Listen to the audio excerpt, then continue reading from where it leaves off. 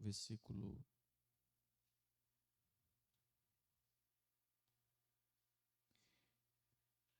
Eu vou ler o primeiro.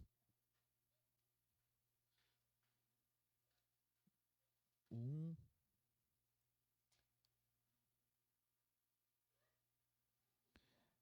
Juízes capítulo 6, versículo 1, depois do 7, 11 e assim por diante.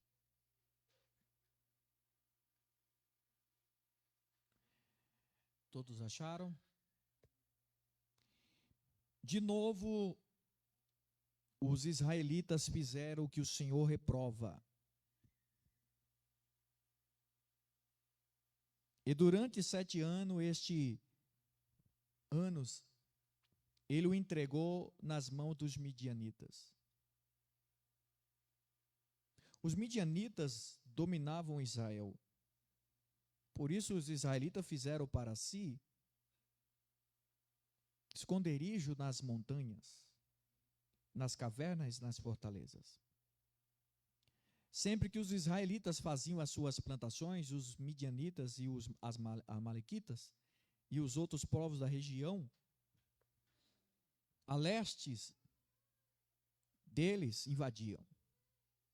Acampavam na terra e destruíram as plantações ao longo de todo o caminho a Gaza. E não deixavam nada vivo em Israel, nem ovelha, nem gado, nem jumentos. Eles subiam, trazendo seus animais, suas tendas, e vinham como enxames de gafanhotos, e era impossível contar os homens e os camelos. Invadiu a terra para devastá-la por causa de Midian. Israel empobreceu tanto que os israelitas clamaram por socorro ao Senhor. Quando os israelitas clamaram ao Senhor por causa de Midian, ele lhe enviou um profeta que disse: assim diz o Senhor, o Deus de Israel: tirei de vocês do Egito, da terra da escravidão, eu os livrei do poder do Egito e das mãos de todos os seus opressores. Expulsei-os e dei a vocês a terra deles. E também disse a vocês: eu sou o Senhor, o seu Deus, não adore outros deuses, dos amorreus em cuja terra vivem, mas vocês não me deram ouvidos. Então o anjo do Senhor sentou-se sobre um grande árvore em Ofa, que pertencia a Bizerita Joás. Gedeão, filho de Joás, estava malhando trigo no lagar, ou no tanque de prensar uvas, para escondê-los dos midianitas. Então o anjo do Senhor apareceu a Gedeão e lhe disse: o Senhor está com você, varão valoroso, ou poderoso guerreiro. Ele disse: Senhor, se o Senhor está conosco, por que então aconteceu tudo isso? Onde estão todas as maravilhas que os nossos pais nos contaram quando dizem: não foi o Senhor que nos tirou do Egito mas agora o Senhor nos abandonou e nos entregou nas mãos de Midian? O Senhor voltou para ele e disse: com a força que você tem, vá libertar Israel das mãos de Midian. Não sou eu quem está enviando? Ah, Senhor, respondeu Gideão, como posso libertar Israel? Meu clã é o menor importante de Manassés, ou sou o menor da casa de Manassés, da minha família? Eu estarei com você, respondeu o Senhor, e você derrotará todos os midianitas como se fosse um só. E você glorifica Jesus nessa noite, sentando. Amém. Amém. Pode dar glória aqui, irmão, não tem problema não. Esse texto é algo muito interessante, fala sobre Gideão. Gideão, no primeiro versículo que lemos, fala De novo, os israelitas fizeram o que o Senhor reprova. Deus vê que o povo de Israel começa a fazer coisas que Deus não agrada. Então Deus reprova suas ações, suas escolhas. Deus agora, ele permite que os midianitas, como nós lemos, era muita gente. Tudo que eles possuíam, tudo que eles tinham era roubado. Por quê? Por causa de escolhas erradas. Era para adorar o único Deus verdadeiro, mas infelizmente o povo de Israel constantemente estava adorando outros deuses. Sabendo que existe o Deus vivo, o Deus que abre, o Deus que fecha e ninguém abre, e vice-versa. Constantemente esse povo tinha tudo para chegar na terra prometida, tinha tudo, a mão de Deus estendida sobre ele, a palavra liberada sobre ele, só que infelizmente esse povo sempre estava decaindo, ao invés de crescer, mas infelizmente o povo sempre deixava as coisas externas entrarem em seus corações. E agora Gideão, ele está malhando trigo no lagar. O lugar era de uva, de pisar uva. Gideão é o menor da sua casa. Literalmente ele é o menor. Por isso que ele se refere, eu sou o menor. O anjo do Senhor no Velho Testamento fala do próprio Deus, do próprio Cristo. Quando se refere no Velho Testamento, o anjo do Senhor apareceu no plural. O Senhor aparece, irmão Diácono Sérgio, e diz: varão valoroso, o Senhor é contigo. Parece o retrato das nossas vidas nos dias de hoje. Parece a nossa vida nos dias de hoje. Como? Ele pergunta: como o Senhor é comigo se nos sobreveio tudo isso? Olha como que está. Olha o que o Senhor permitiu. E olha o que ele vai dizer, versículo 13. Gideão respondeu: se o Senhor está conosco, por que então aconteceu tudo isso? Não é assim? Parece a nossa vida. Irmão Sidney, parece a nossa vida, constantemente estamos perguntando para quê, por quê. E não perguntamos o porquê. Por que o Senhor está permitindo isso? Aí Deus vai responder: para que meu nome seja glorificado na sua vida. Mas a gente fica se perguntando, ou se vitimizando. E com Deus não tem vítima. Deus sabe quem somos. E Deus vê coragem em um jovem. Só que ele está escondido no lagar, que era para pisar uva. Só que ele está no lugar que é para pisar uva, ele está malhando trigo. E Deus está vendo as suas ações, o seu empenho. Sabe o que eu aprendo com isso? Que Deus, ele vai permitir algumas situações na nossa vida. É porque Deus quer nos forjar para algo muito melhor, como fez com Gideão. Ele está no lugar impróprio, incerto, mas ele está malhando e não vou parar. E qual era o período? Ausência. Israel estava vivendo uma crise econômica, espiritual. E toda crise espiritual se manifesta no natural. O reino do céu irmão, por isso que o diabo ele pega as coisas e a gente vê, mas nossa, porque o retrato que é lá de cima ele quer fazer aqui embaixo. Ele sabe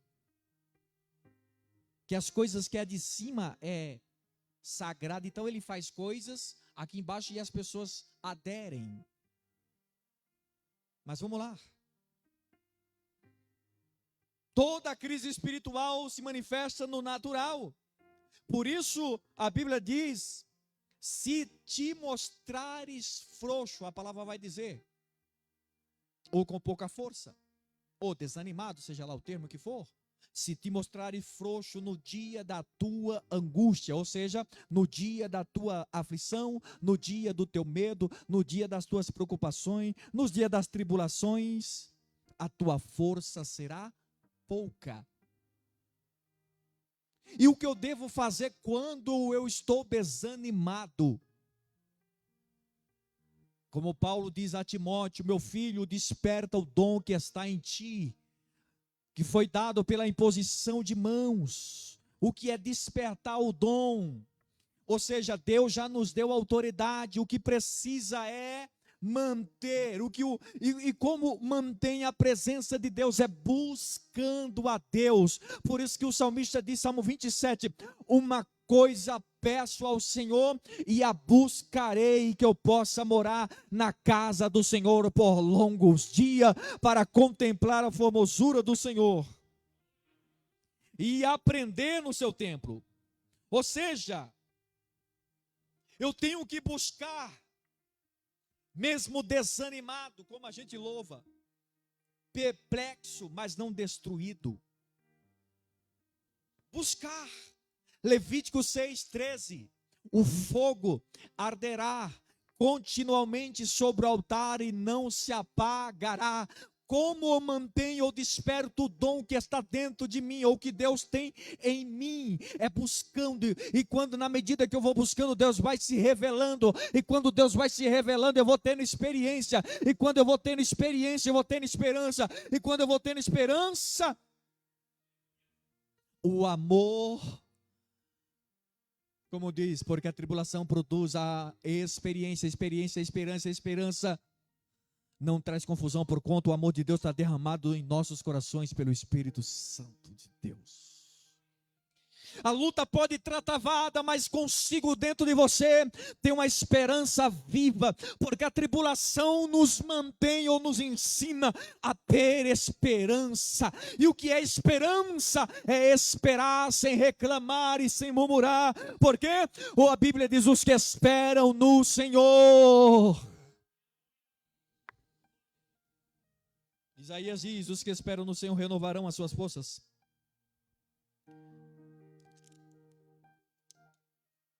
Caminharão e não se fadigarão. Salmo 40, esperei com paciência no Senhor, e Ele se inclinou para mim e ouviu o meu clamor. Por quê? Porque eu esperei com paciência no... É diferente de esperar em alguém, mas no Senhor, eu espero no Senhor com paciência, e Ele atentamente se inclinou para mim. Ouviu o meu clamor. Ó, que lindo. Me tirou-me de um lago horrível. Oh, irmão, isso aqui é lindo. Tirou-me de um lago horrível, irmão Sérgio. Aleluia, de um charco de lodo. Firmou os meus pés sobre uma rocha, irmã Gabriela. E o que mais? E colocou um cântico novo na minha boca. Eu louvarei o Senhor. Só quem espera no Senhor tem forças renovadas. A prova não é para te matar, mas é para deixar você mais resistente. Aleluia.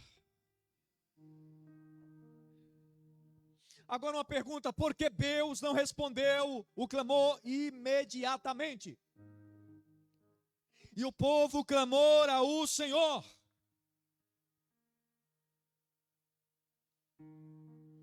Em Êxodo vai falar que o povo clamou ao Senhor, e Deus falou, tenho ouvido o clamor do meu povo. E às vezes nós esperamos ou temos em mentalidade que a gente vai clamar, e vai ser como um passo de mágica que vai acontecer. E aí às vezes Deus desce com a palavra, e nós ao invés de ouvi-la, porque a fé vem pelo ouvir e ouvir da palavra.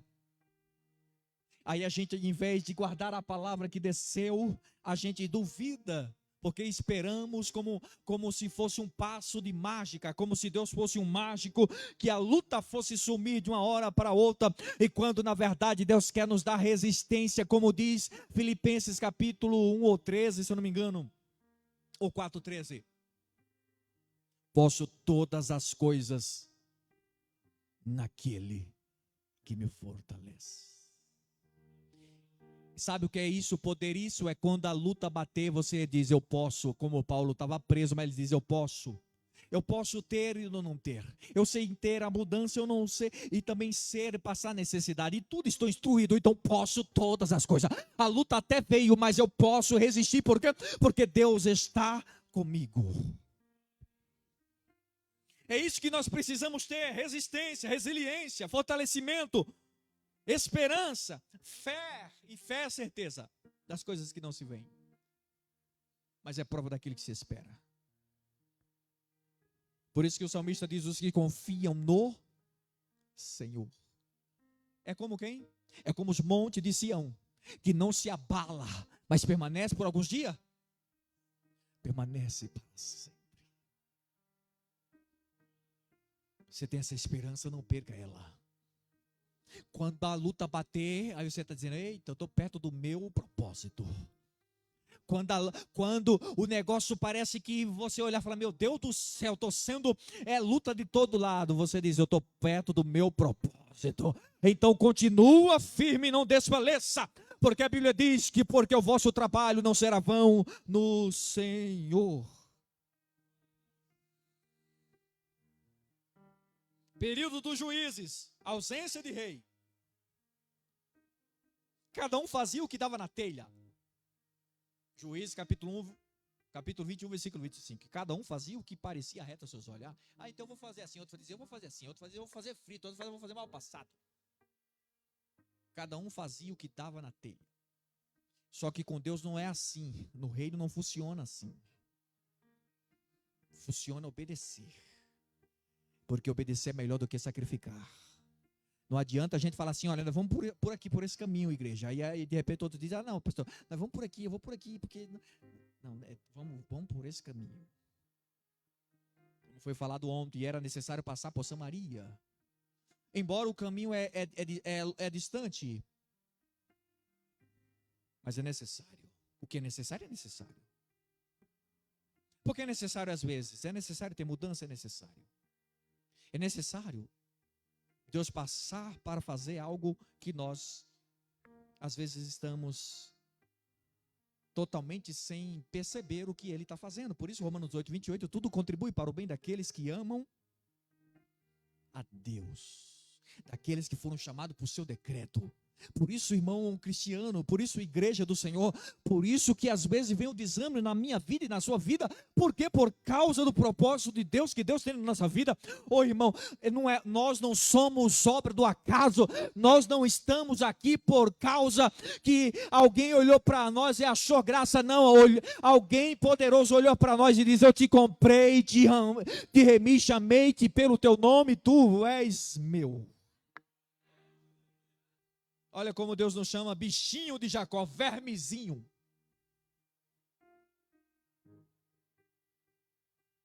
Eu te escolhi, tu és meu. Quando passares pelas águas, não te afogarás. Quando passares pelo fogo, a provação intensa, não, a chama não vai queimar você. Eu sinto a presença de Deus. Quem sente a presença do Senhor? E qual era a opressão? Os midianitas. Quem eram os midianitas? Eram nômades. Pessoas que viviam no deserto, com camelos, ataques rápidos. Passava, por exemplo, pessoas, então eles iam lá e saqueavam, roubavam tudo.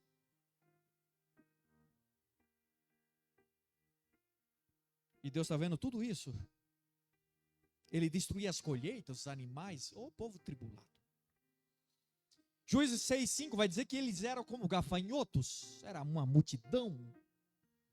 Por isso que Deus tem que fazer algo pelo povo de Israel, mas não pela força do seu braço, pelo exército que eles têm, mas pela força do Deus poderoso. Por isso que as nossas guerras não são carnais, mas sim espirituais em Deus. Nós não lutamos com a força do braço, porque o braço sangra, mas nós lutamos, como diz Efésios 6:10, no demais, irmão meu, fortalecei-vos no Senhor e na força do seu poder. Qual era a condição do povo? Escondidos em cavernas. Medo constante. Perda de identidade. Parece o retrato dos nossos dias, embora não preso em uma caverna literal, mas em cavernas espirituais e emocionais. Pessoas que não conseguem mais ter paz e ter muito menos alegria na casa do Pai.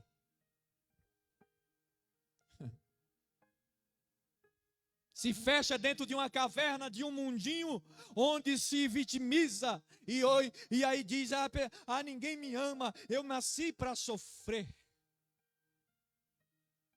E Deus está dizendo, não, você está enganado.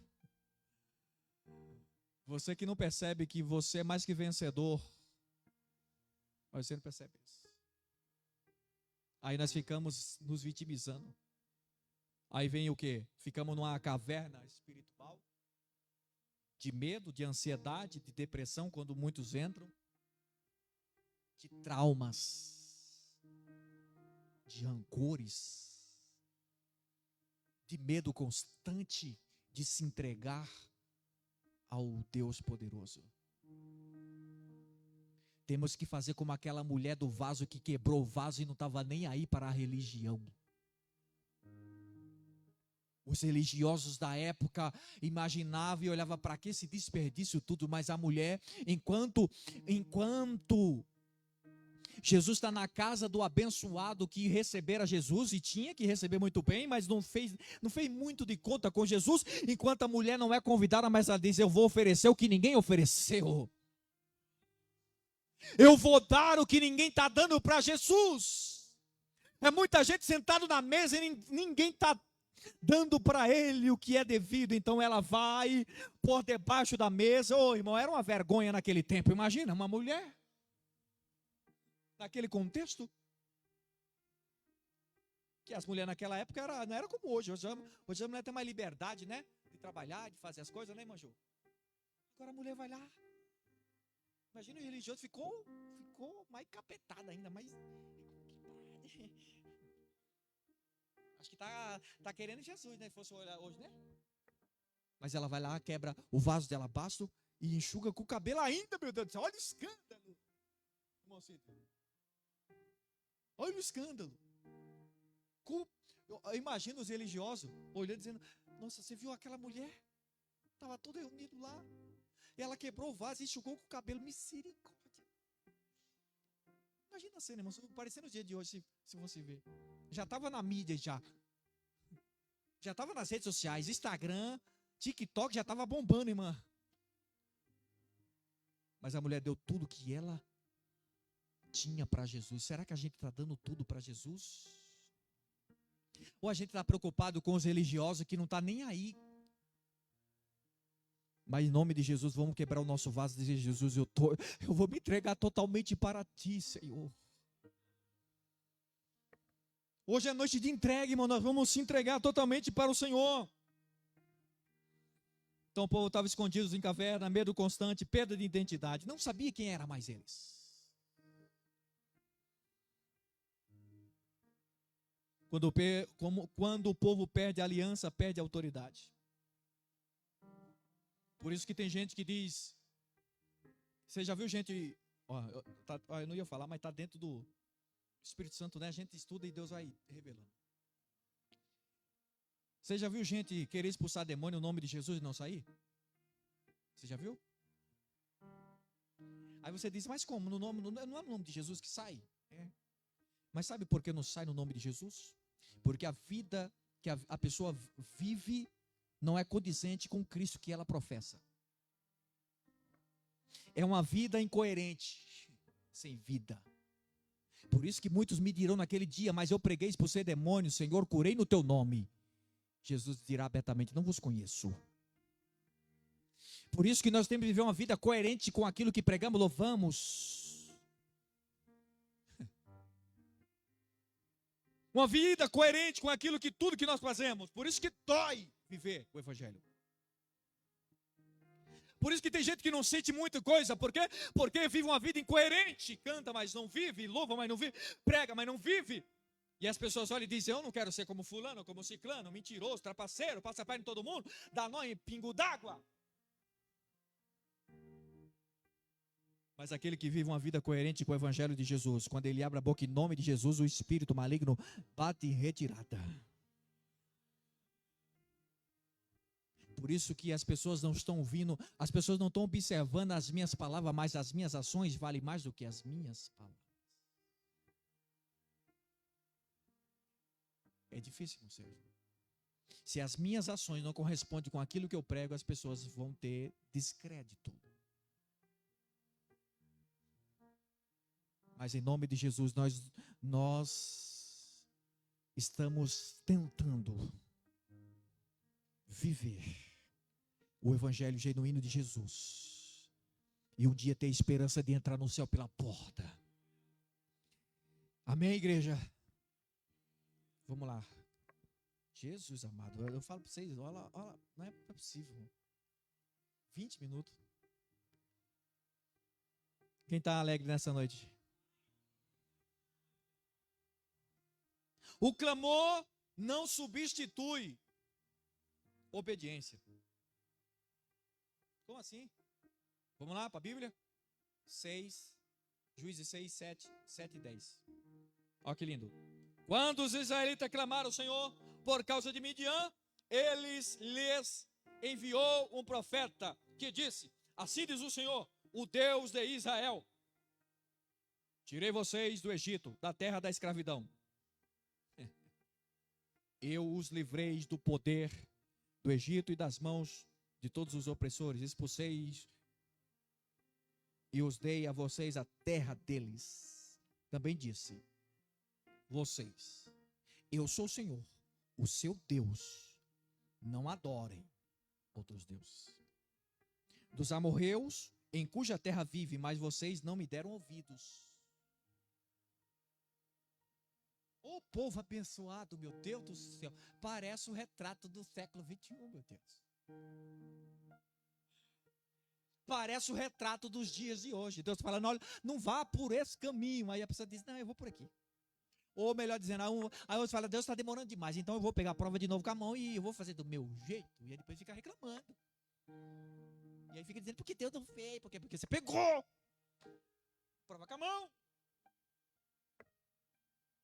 Era o povo de Israel. Deus enviou um profeta dizendo: eu tirei vocês do Egito, da escravidão, das mãos de todos os opressores, expulsei e dei a terra deles para vocês. Eu sou o Senhor, Deus, o seu Deus. Não adore outros deuses. Só que agora tem um porém. Os deuses já morreu, em cuja terra vive, mas vocês não deram ouvidos, ou seja, vocês voltaram a adorar outros deuses. É muito sério, irmão. Mas vamos correr aqui. E o que eu clamor? No grego quer dizer, no hebraico quer dizer zak, grito de socorro, desespero profundo. O povo está desesperado. Mas o clamor não anulava a desobediência. Por isso que as pessoas às vezes colhem algumas coisas e ficam reclamando. Mas eu não sei por que isso. Será que não sabe? Gálatas vai dizer: tudo que o homem plantar, certamente colherá. Se semeou vento, colherá tempestade. Qual é a nossa plantação? Qual é a nossa semente? Como diz em Coríntios: se semear no Espírito, colherá no Espírito vida e paz. Se semear na carne, colherá corrupção, imoralidade. Aí tem pessoas colhendo o que plantou. Traiu o esposo, traiu a esposa, aí está colhendo agora o cardo, como que diz, agora virou a caos a vida. E aí fica perguntando como? Escolheu, viveu na carne ao invés de viver no Espírito, deu legalidade às obras da carne, como dizem Gálatas. E tudo que o homem plantar vai colher, uai, como diz o mineiro. Aí não é isso que eu vou falar, só para a gente. Esse povo estava colhendo o que eles plantaram. Por vontade permissiva de Deus, Deus permite, porque as escolhas foram dele. Deus falou: eu tirei vocês de lá para cá, para uma terra de bênção, e vocês agora, como Deus falou para o povo para Jeremias o profeta, vocês deixaram o manancial de água vivas e agora abriram cisternas rotas.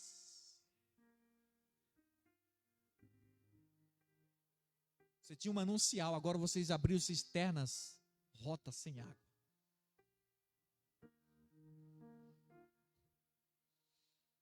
Mas o clamor não anulava a desobediência. Deus trata cada causa antes da consequência. Por isso Deus trata a causa antes da consequência. E qual era a causa? Isaías 59, 2.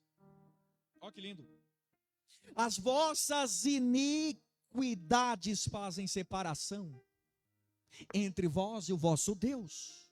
Versículo 1. Porque a mão do Senhor não está encolhida para que não possa salvar, o ouvido agravado para não poder ouvir. Versículo 2. Mas as vossas iniquidades fazem separação. Ou seja, as escolhas do povo de Israel fizeram com que agora eles fossem saqueados, roubados e entrassem agora nesse profundo desespero. Diante de nós, irmão, está a bênção do Senhor. E a maldição, a gente que escolhe. Isaías vai dizer: se quiserdes ou se credes, comerás o melhor da terra, não é? Mas se você quer, condicional obediência, condicional obediência.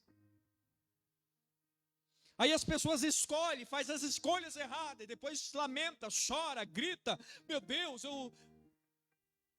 Começa a puxar aí o filme. Tudo como ele plantar vai colher. O problema não era Midian, era a infidelidade.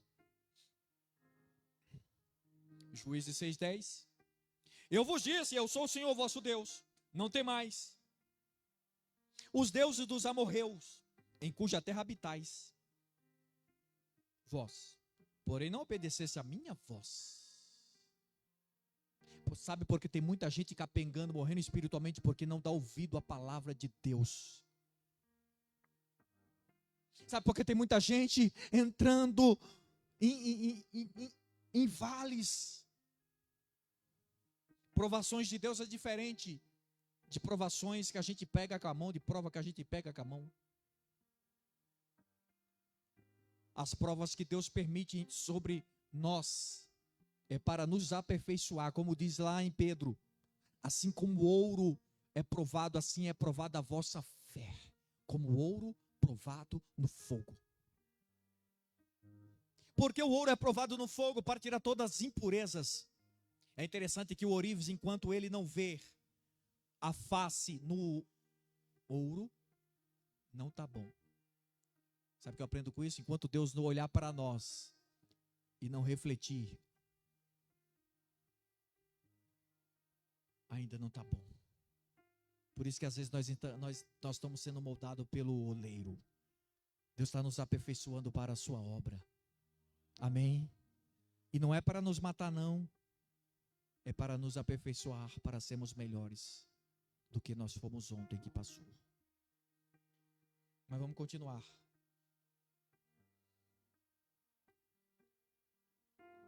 Deus usa a palavra para alinhar antes de agir. Por isso que eu amo a palavra, eu acredito no poder da palavra. Eu creio nisso aqui, que Deus, na medida que eu prego, eu creio que Deus pode curar pessoas que estão com câncer. Eu creio que Deus pode curar pessoas que estão paralíticas. Eu creio, irmão. Eu não tenho sombra nenhuma de dúvida, porque não sou eu que faço, é Deus que. A palavra do Senhor não diz que ela é mais penetrante do que uma espada de 2 fios, ela penetra entre juntas e medula, ela é apta para discernir a intenção do coração. Eu creio no poder. Mas é interessante, certamente, Amós 3:7, certamente o Senhor Deus fará coisa alguma, sem ter revelado o seu segredo aos seus servos, os profetas. Deus revelou o profeta dizendo: vai lá e fala para esse povo. Bom, Deus é Deus, Deus sabe quem somos. O Senhor não fará coisa alguma sem revelar aos seus servos, os profetas. Deus avisa. Não adianta pedir intervenção sem disposição para correção, sem disposição para mudança. Nós não podemos repetir os mesmos erros. Pedimos transformação e quando Deus começa a nos moldar e a gente começa a espernear. Aí a gente canta, eu quero ser um vaso novo. Aí Deus, tá bom, você quer ser um vaso novo, eu vou te fazer. Aí você diz, não, Senhor, tá doendo. Você louvou. As pessoas não têm noção do que é louvar, irmão. Só pensa que é vir aqui cantar e tudo bem. Aí Deus fala, vou examinar para ver se é a verdade nesse negócio aí. Deuteronômio 6,6, se não me falar a memória, vai falar que Deus provou o povo, se era de fato que eles queriam ir para a terra prometida. Por isso que tem muita gente que às vezes canta e Deus fala, eu vou começar a provar para ver se é verdade mesmo. Ou só faz sozinho mesmo. Ou só quer estátua. Eu vou provar. Aí Deus, quando começa a provar, começa a espernear. Porque Deus quer saber quem somos de fato.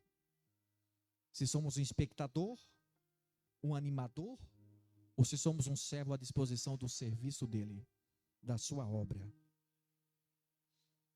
Deus chama quem está disponível, não quem está pronto.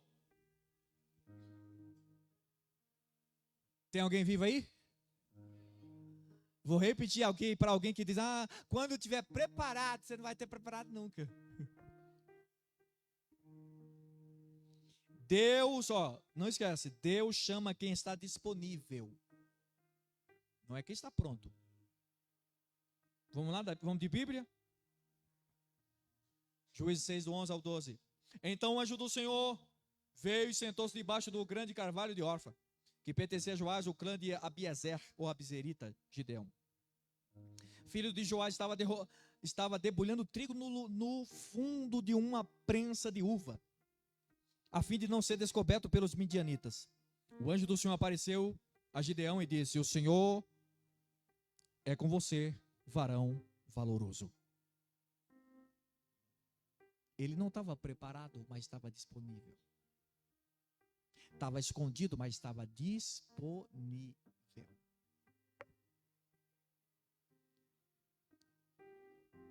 Se a gente não tiver disposição, por isso que servir, diz o salmista, servir o Senhor apresentar Ele porque foi Ele que nos escolheu, e não a nós. Deus não quer saber o quanto você sabe, Deus quer saber de você o quanto você está disponível para Ele fazer através de você. Amém? Vou repetir, Deus não quer saber o quanto eu sei ou o quanto você sabe, mas o quanto você está disponível para Deus fazer através de você. É como Isaías viu o céu no capítulo 6, e ele diz, ai de mim porque eu vou perecendo. Eu vi, ai de mim que vou perecendo. Eu vi o anjo com 6 asas, com 2 cobriu o rosto, com 2 golpes, e dizia, santo, santo, santo, é o Senhor dos exércitos, e toda a terra está cheia da glória. E agora está escrito no texto, um anjo voou, tirando a brasa viva do altar, porque o Deus que nós servimos é um Deus vivo, tirou a brasa viva do altar e tocou na minha iniquidade. Depois de purificar o lábio, ele vai dizer a pergunta que Deus faz, a quem enviarei? Ele estava preparado? É Deus que prepara, irmão. Ele vai dizer, eis-me aqui, Senhor, envia-me a mim. Oh, glória a Deus. Nessa noite você vai sair daqui dizendo, Deus, cumpre em mim tudo aquilo que o Senhor quer. Você pode dizer isso? Senhor, cumpre em mim tudo aquilo que o Senhor tem para a minha vida. Eu quero tudo. Tem que ter coragem, irmão. Olha que interessante. Gideão estava escondido, com medo, só que ele não tinha visão de si mesmo. É aquela pessoa que diz assim, mas eu sou tão pequenininho, eu vou lá na igreja e fico sentadinho, tranquilo, e pô, será que Deus tem alguma coisa? Aí Deus fala, é você, rapaz. Mas é você. Escondido, com medo, sem visão de si mesmo. Assim como Deus encontrou Gideão, assim como Deus encontrou Davi no pasto, sem aparência, franzino, cheio de sardinha, cheio de, sem aparência. E Deus vai lá e diz: não, mas é você. Já tinha matado um urso, um leão. Qual é o currículo do Davizinho? Eu matei, olha, eu estava um dia, sabe? Estava um dia cuidando das ovelhas do meu pai lá e veio um leão. Por isso que tem o UFC. Pô, pensa que o UFC surgiu de lá, irmão. Brincadeiras à parte, né? Só para nós descontrair. E veio o leão e eu tomei pela barba e o matei. Mas como assim, bem? Um belo do dia também eu estava apacentando as ovelhas de papai e apareceu um urso. Irmão, você não tem noção do urso. O leão, o rei desceu. Mas o Espírito de Deus já era com a vida de Davi. Sabe o que eu aprendo com isso, irmão? Que Deus não unge cabeça errada. Deus não unge talentos. Deus unge pessoas certas. Enquanto ninguém via, Deus via. Não vou repetir para você dar glória. Enquanto ninguém via Davi, e muito menos seus irmãos o desprezava, mas Deus via.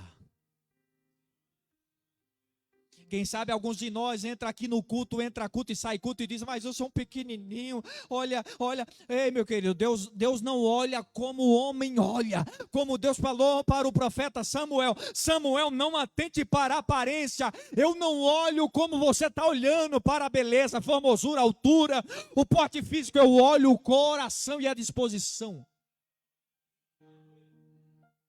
Irmão, Deus vai pegar aqui, Deus vai levantar quem ninguém imagina. Não era para você dizer é eu então. Mas tá bom, você perdeu. Deus vai levantar, irmão Diácono Sérgio, que ninguém imagina, mas fala: meu Deus, está amarrado em nome de Jesus.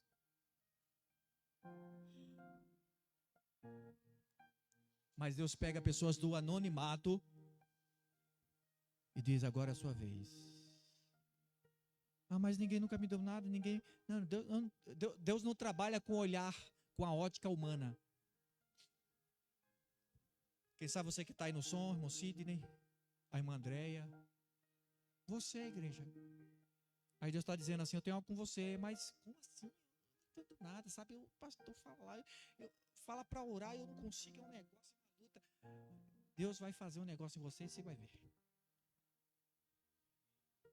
Deus vai começar a tirar o sono de crente pela madrugada e você vai orar. Meu Jesus amado. Deus vai começar a te acordar de madrugada e você vai começar. E aí você vai lembrar dessa palavra hoje aqui. Aí Deus está dizendo assim: eu quero que você desça na oração. Por quê, Senhor? Clama a mim, eu vou responder coisas grandes, firmes, que você ainda não conhece, mas clama a mim, eu vou responder. Eu vou começar a revelar coisas profundas para você. Clama a mim. O lugar improvável. E o que o lagar representa? E que nos ensina? Primeiro, lugar de pressão e esconderijo. O lagar era um lugar de esmagamento de uvas. Gideão estava vivendo um tempo de pressão, medo e opressão. E Deus está vendo aquela cena dizendo: puxa vida, o camarada é guerreiro mesmo. No lugar para pisar uva, o camarada está malhando o trigo ainda. Tem um potencial muito grande. Ô, irmão, nessa noite eu quero ser boca de Deus para alguém. É no lugar improvável, no lugar apertado, a pressão, e parece que você não vai aguentar, e Deus está apontando para você: é você mesmo que eu vou levantar, e através de você.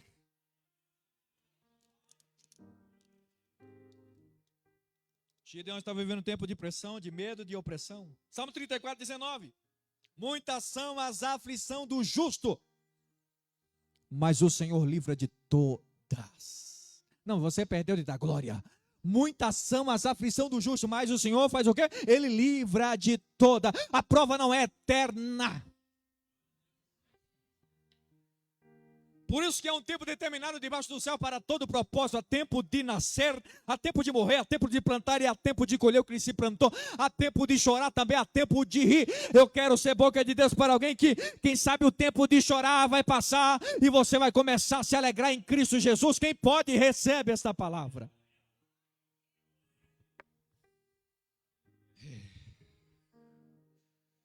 Deus encontra Gideão no lugar improvável. Quem sabe alguns de nós olha aqui e diz assim: eu sou improvável, mas Deus vai te achar.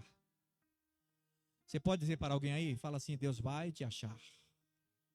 Não, olha com, irmão, olha com, Deus vai te achar, irmão Sidney. Deus vai te achar, igreja. Eu quero ser boca de Deus vai te achar, irmão Júlio, em nome de Jesus. Deus vai te achar no lugar improvável. Pressão a mil, a luta travada. Meu Deus, os midianitas estão lá e eu estou aqui, Senhor, o que vai ser? Deus está dizendo, eu estou preparando algo. E você vai ser o libertador. É forte ou não é?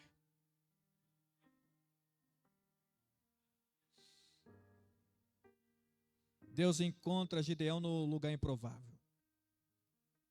Deus não chamou, ó irmão, Deus poderia chamar Gideão na eira. No lugar de visibilidade. Mas Deus vai lá falando, não, não vou chamar no lugar de visibilidade, onde todo mundo está vendo. Por isso que, ó irmão, olha, quentinho do céu, é a revelação de Deus, ó. Por isso que Deus ama o secreto. Antes de Deus ver aqui, Deus olha o secreto que ninguém vê. Mas o Deus que vê em secreto te responderá publicamente. Não. Você não está no culto, não é possível. O Deus que vê e ouve, Ele vai respondendo para todo mundo ver. Aleluia. Deus poderia chamar ele na eira, lugar de visibilidade, chamou no lugar de medo, meu Deus do céu, de pressão. Juízes 6:12, o Senhor é contigo. Diga para o irmão aí para animar ele, o Senhor é contigo. Homem valente ou mulher valente, né? Aí você que, o Senhor é contigo, varão valoroso. Deus vê quem você é e não apenas onde você está. Irmão, hoje você olha aí sentadinho, irmão cristiano, onde você está. Só que Deus olha diferente. Deus vê quem você é. Varão valoroso. Vai nessa tua força. Está travada a luta? Vai nesse teu esforço. Sabe o que Deus está dizendo para Gideão? Os midianitas estão vindo aí, mas você continua firme, continua malhando trigo. É um lugar improvável, mas continua. O lugar é de uva, mas continua, porque eu sou contigo, varão valoroso. Aqui para nós, irmão Josimar, pega isso aí, Josimar. O lugar pode se tornar lugar de chamado. É o lugar de esconderijo. Virou lugar de transformação. Gideão passou de escondido para libertador. 1 Coríntios 1:27, Deus usa as coisas fracas. Irmão, você perdeu da glória. Para confundir as fortes. Irmão, Deus trabalha totalmente da nossa ótica. Na nossa ótica, né? Eu vou falar na ótica, se eu tivesse um óculos. A gente imaginava assim, Deus vai pegar o camarada mais sabichão, bom de Bíblia. Aí Deus vai pegar alguém que não entende e dizer, eu vou preparar você. eu vou moldar você, eu vou transformar você e vou te levantar. Quem recebe essa palavra em nome de Jesus? Ah, pastor, não tem um desejo. Deus vai colocar o desejo de ler Bíblia. Irmão, para pregar tem que ler Bíblia. Quando você vai ver, você está a noite toda lendo Bíblia. Fala, meu Deus do céu, e a esposa dizendo, homem, para um pouquinho. É porque você vai dizer assim, agora eu descubro o meu chamado. Quando você descobrir, despertar o dom que há em ti, você vai colocar lenha nesse negócio aí. Você não vai ficar mendigando, dizendo, ai meu Deus, eu sou um sofredor mesmo, meu Deus, nasci para sofrer, eu sou um desgramado mesmo, meu Deus, eu sou miserável. Não, você vai falando, eu sou mais que vencedor, eu sou mais que vencedor, por aquele que me amou, eu sou mais que vencedor. Vamos lá para não terminar. Eita Jesus. Aleluia, já renovou a força, eu estava cansado. Glória a Deus. Deus usa as coisas fracas para confundir as fortes. Deus nunca conta com a nossa força, mas a nossa força vem dele, porque dependemos dele. Para ele, por ele são todas as coisas. Lagar prensa de uvas, lugar impróprio para malhar trigo. Lugar de medo, pressão, mas também de encontro com Deus. Sabe o que eu aprendo com isso? Que Deus vai se revelar nesse lagar que você está. Não, você não entendeu. Deus vai se revelar nesse lagar que você está. Quem sabe você está dizendo, meu Deus, que luta, que prova, que situação, meu Deus, o que está acontecendo? Eu não estou entendendo nada. Deus vai se revelar, como falou para Gideão, varão valoroso. Eu estou falando com você. Deus está dizendo, eu quero posicionamento. Aí você diz, mas eu sou o menor. Deus diz, é isso mesmo, eu quero menor, não quero gente grande. Eu quero gente pequena. Eu quero gente humilde, eu quero gente sensível, não quero gente soberba. Por isso que o compromisso com Deus não é com soberba, é com gente. Por isso que a Bíblia diz que Deus resiste ao soberbo, mas dá graça aos humildes. Por isso que, irmão, quando eu sempre falo para os obreiros, quando subir aqui, não vem pregar sobre você. Aqui nunca é sobre mim, porque eu não tenho nada, é sobre ele. Eu tenho pavor quando alguém vem pregar e fica falando só dele, é porque o quê? Quer saber de eu? Quer saber do Cristo que eu sirvo?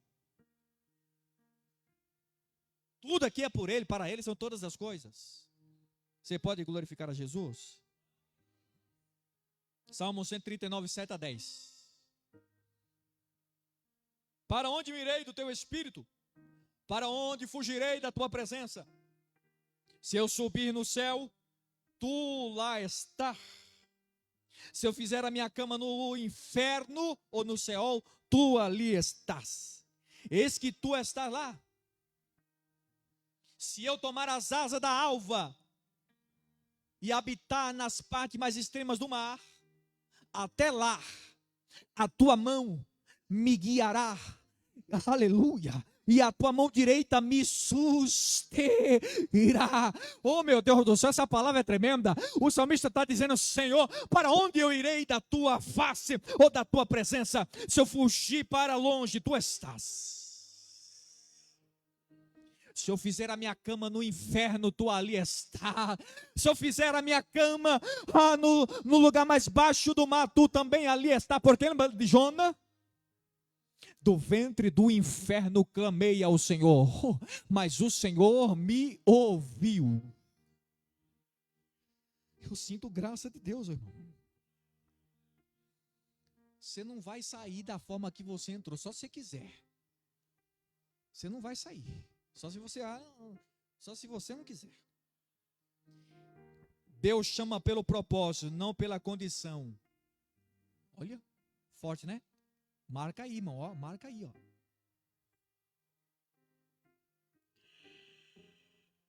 Deus chama pelo propósito, nunca pela minha condição. Irmão, se fosse depender da minha condição, estava enrolado. Tem hora que eu falo, Jesus, Tanta gente boa, o Senhor veio me escolher, Senhor. Jeremias, eu estava falando para minha esposa vindo para cá. Jeremias capítulo 20, ele vai dizer: Senhor, o Senhor me enganou. Senhor, o Senhor me... É um texto forte. É aqueles dias que a gente passa também. Tem dia que a gente está meio atribulado, né? Tem dia que a gente está dizendo: meu Deus do céu, Senhor do céu, que negócio, eu acho que eu estou enganado. Não é possível. É o chamado. Sabe por que às vezes alguns de nós pensam em desistir? É sinal que nós estamos no lugar e na vontade de Deus. Porque quando alguém bate no peito, Deus já diz: não, você não serve. Não. Por isso que o chamado é Deus que aponta e escolhe, não é para quem se diz assim: eu estou aqui. Aí Deus fala: não, você está enganado, você não conhece, você não tem noção do que é o chamado, então fica na sua. Por isso que Jeremias capítulo 1, desde o ventre da minha mãe, o Senhor, tu me via. E Deus disse para Jeremias: eu te constituí antes e te consagrei como profeta. Homem valente, isso revela o chamado profético, identidade espiritual. A visão de Deus é maior do que a autopercepção humana. Eu não vou ler que já está à tarde. Moisés, por exemplo. A disponibilidade é mais importante que a capacidade. A gente às vezes quer pessoas prontas, só que não vai ter pessoas prontas. Deus prepara no processo do propósito. Eu vou repetir. Não existe pessoas prontas, porque se fosse de mim, eu não sou formado. É só graça de Deus mesmo que eu tenho. Mas a disponibilidade é mais importante do que a capacidade. É dizer: eis-me aqui. Não sei falar nada não. Moisés, eu sou pesado de língua, Senhor. Mas eu envio o teu irmão para ir contigo e ele falará por você. Mas você vai. E como que eu vou falar lá? Você vai dizer: eu sou que enviou. Tá bom. Chegou lá? Olha, o eu sou mandou aqui. Quem? O eu sou. O Deus poderoso. Tudo bem então, senhor Moisés. Pode levar o povo. Deus é que capacita. É no andar do processo. Só que tem que ter disposição. Diga para o seu irmão: tem disposição? Para servir? Então Deus vai fazer de você o que Ele quer fazer. Aleluia. Deus exige alinhamento antes do envio. Lembra antes do enviar? Purificou os meus, onde havia iniquidade. O anjo voou do altar, tirou a vara viva do altar e tocou na minha iniquidade, que era na boca. Ó. Depois de purificar da minha iniquidade, a pergunta é: a quem enviarei? Antes de enviar?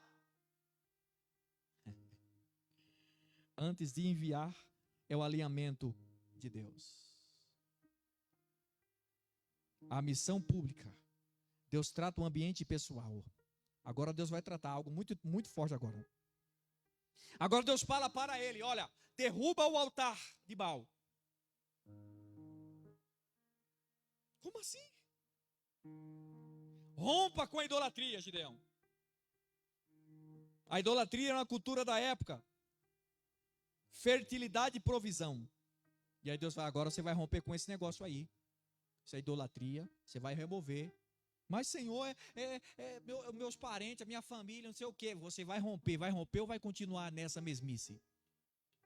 Sabe por que tem alguns de nós capengando? Porque a gente quer viver a vida que nós vivia lá no mundo com a nossa família. Deus está dizendo: eu já te tirei desse mundo.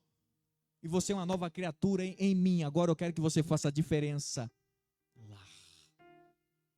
Por isso que a palavra eclésia é tirado para fora. Deus nos tirou para fora. Eclésia, igreja. Vamos lá. Chamou para tirar, quebrar os altares, construir um altar do Senhor, restaurar a aliança. Êxodo 23. Não terá outros deuses além de mim. E qual é a obediência parcial? Não gera transformação total. Por isso tem muita gente, eu não sei, em cima do muro. Obedecer é melhor que sacrificar. Primeiro a Samuel 15:22, Deus falou olha, mata todos os inimigos, não deixa ninguém. Aí o cidadão tem a coragem de dizer, eu vou poupar aqui, vou poupar ali, vou pegar isso aqui. E Deus falou, mata todo mundo, não quero ninguém vivo. A ordem é matar. Aí o cidadão é melhor do que eu. Deus diz, não vou tocar não. Aí de repente, Deus falou, viu, Samuel, eu não quero sacrifício, eu quero obediência. Por isso, a Bíblia diz que Deus olhou e diz, eu tenho reprovado. Não adianta fazer as coisas pela metade. Deus quer completo. Se é para fazer, faça. Aí Deus reprova. Aí tem muita gente sendo reprovado e aí fica aí, mas por quê? Porque Deus falou, faz o negócio certo. É porque eu estou sentindo nada. Eu não vivo de sentimento, eu vivo da palavra e da fé. Nós não podemos viver de sentimento, irmão, porque tem dia que a gente está triste, tem dia que está perturbado, tem dia que está tribulado, tem dia que está... Eu não vivo de sentimentos. Eu vivo da palavra. Amém? Você pode glorificar Jesus? Deus não envia quem está dividido. É pessoa dizendo, eu não sei qual é o propósito de Deus na minha vida. Deus não envia quem está dividido. Eu sei para que eu fui chamado. E por que eu fui chamado. Deus vai nos curar, né? Amanhã tem as mulheres, né? Curada para curar. Hoje Deus está curando todos. Precisa para amanhã. Deus está trabalhando hoje. A gente quer fazer algo para Deus e Deus está dizendo, eu quero te curar emocionalmente em todas as áreas para que você faça a minha obra com excelência. Curados para curar. Oh, glória. Oh, Jesus. Agora, olha o que Deus vai dizer. Deus reduz para revelar a sua glória. Juízes 7:2-7. A redução do exército revela um princípio espiritual. Dependência total de Deus. Aqui já, outro dia a gente começa. Ou a gente fala sobre isso. 32 mil homens.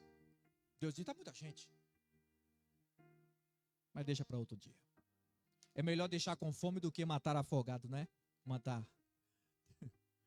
Então outro dia a gente vai falar sobre os 32. Mas guarde essa palavra no seu coração. A gente às vezes espera uma grande multidão para o propósito de Deus. Está dizendo, não, eu conto com pessoas sinceras e disponíveis. Se fosse Deus. Sabe o que me cansa às vezes? Coloque de pé. Se coloque de pé. Ô irmão, nós estamos no tempo de... Esse tempo que as pessoas às vezes mentem tanto no altar, né? Dizendo, porque nós estamos juntos. Não, junto não.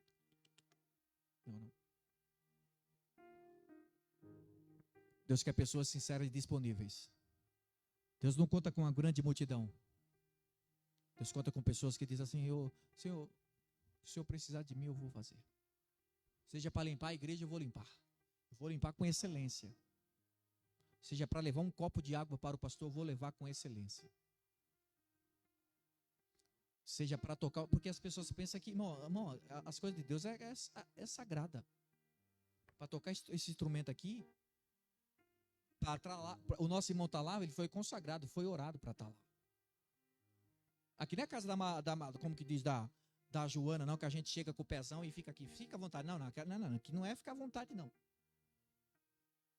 Que é casa de reverência, casa de Deus, casa de temor, casa...